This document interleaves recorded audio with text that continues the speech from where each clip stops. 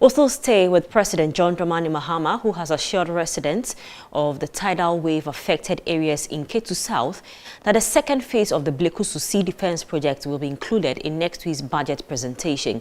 During a tour of the devastated communities, President Mahama reiterated the government's commitment to completing the abandoned project and implementing a comprehensive resettlement plan for displaced residents. ChannelOne News' Volta Regional Correspondent Desmond Selasiago reports.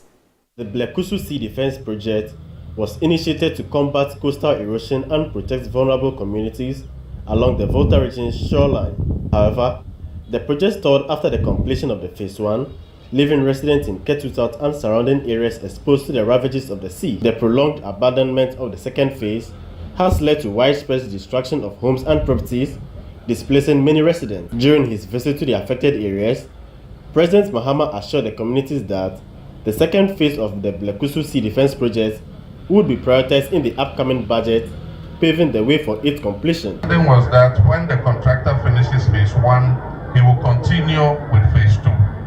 Unfortunately, that didn't happen. So the project ended at Phase 1. Government did not provide funding to continue Phase 2. And so that basically is the problem. The feasibility study is ready, the design is ready.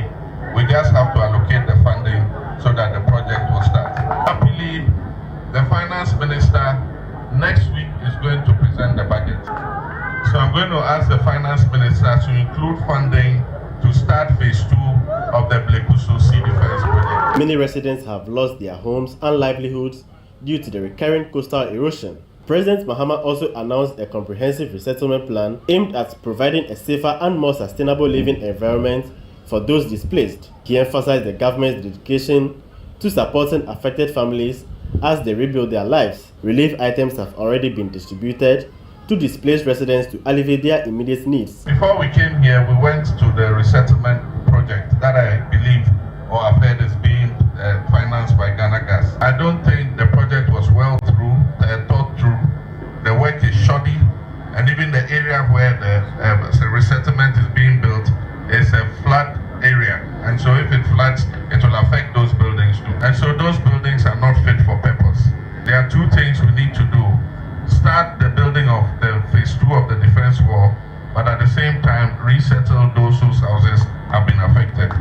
We brought some items to be distributed to those who have been displaced. Meanwhile, Engineer Rex Edeko, who briefed the president, told ChannelOne News that proper land reclamation must be undertaken to create new communities and mitigate future coastal erosion. In terms of that is also long term. Once they put the beach reclamation and put groins in it, it's quite long term. But again, on the other side of the road, you see the lagoon flood things.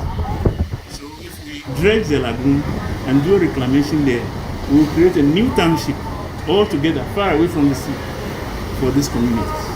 The completion of the sea defense project here at Adina, Amotinu, Salakope, Agavechi and its enclaves in the Ketu South municipality of the Volta region is expected to see an end to the sea and its ravaging effects.